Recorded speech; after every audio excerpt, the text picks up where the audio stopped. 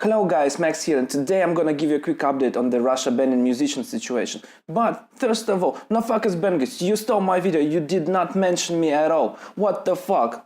You even stole my examples, like Behemoth, Liebbach, Marilyn Manson, Death of Stalin. Without me, you wouldn't even know about this shit.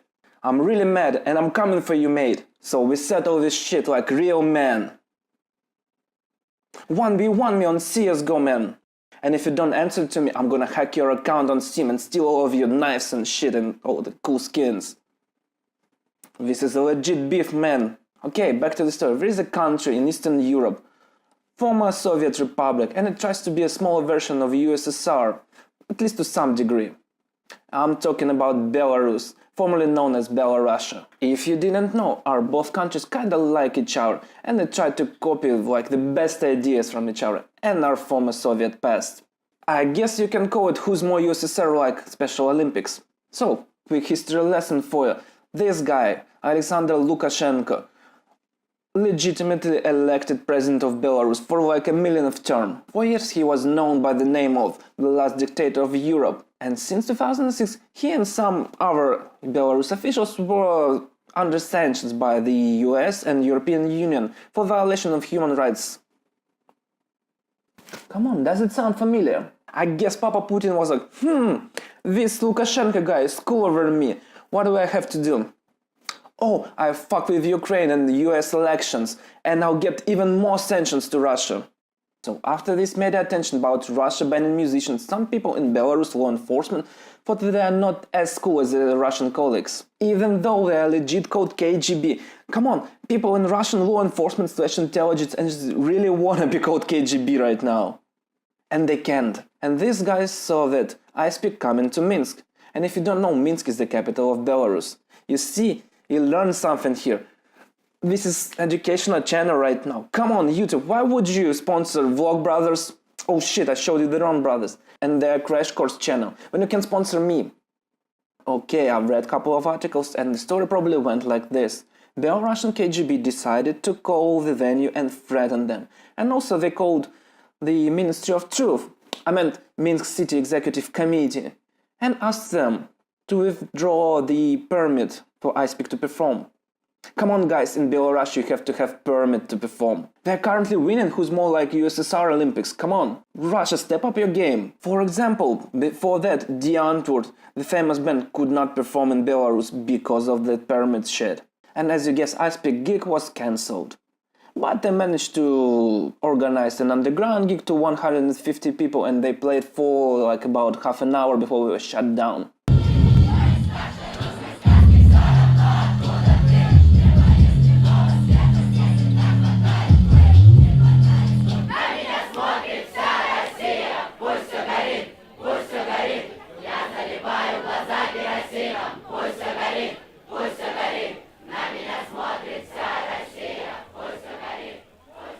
And the funniest thing in this whole situation that Lukashenko himself told reports that he's against banning musicians.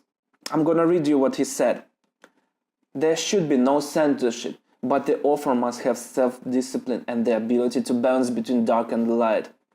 I'm against shutting somebody's mouth, and not just because I'm a Democrat, but because it's useless and it harms you more. Lol, on paper this guy sounds progressive as fuck, but really he supports the opposite.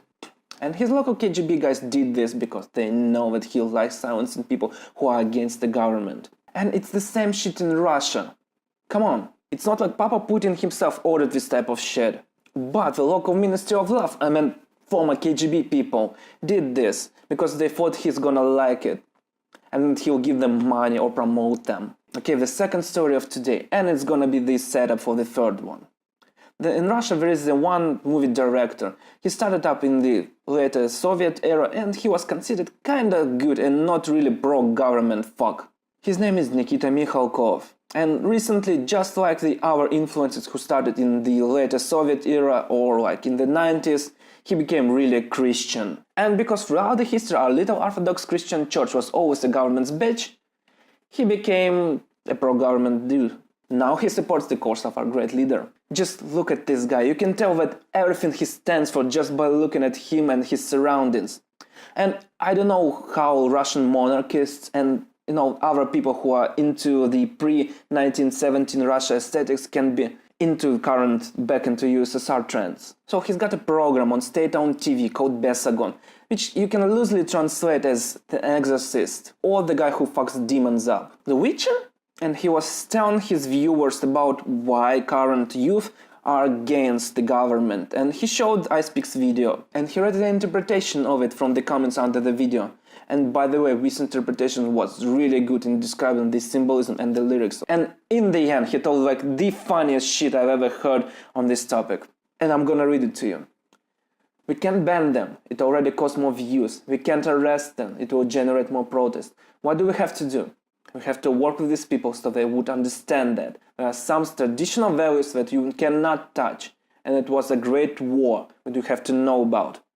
About the Great War, he's referring to some shit you mentioned before in the video, like about some guy that didn't know shit about World War II. But still it all ties in. So all of the pro-government people, either paid by the government or not, use the same stereotypical language and the same arguments. And they are ridiculous. I'm gonna tell you about it. Actually, you can make a bingo chart out of them. They always justify all of this shit by World War II, traditional values, Ukraine, Russian military, Orthodox Church, and so on. And this is why I found this third story really funny and good. You all probably know about Vesper Baptist Church and their protest. And you all have seen these ridiculous signs like "God hates fags" and other classics like that. So one Russian group called Vesna, who by the way are against this wave of bans, decided to troll people who supports it and using the same stereotypical language that Russian propaganda machine uses. Check that out. Sinners must burn in hell and not on stage. Christians against iSpeak. If you listen to Husky, you promote Satan. If you rap today, tomorrow you'll be against traditional values. We need censorship. Teenager listened to iSpeak and died. Imprison the friend zone. At first they jump at the gigs and then they jump on Maidan. That's by the way the Ukrainian Revolution reference. I find their small protests really awesome and clever, and I really love how they use the same language as the Russian propaganda people use, and how they show the ridiculousness of this wave of bans and the Orthodox Church / traditional values arguments. I guess this is the end of my little rant, and I hope it's the last time that I touch this topic. As always, show your support to the bands and click all the links that I provided here. And if something similar happens in your country, don't ignore it, speak out of it. And as always, subscribe to my channel, show this video to your friend. Give me all of your CSGO skins, and cheers!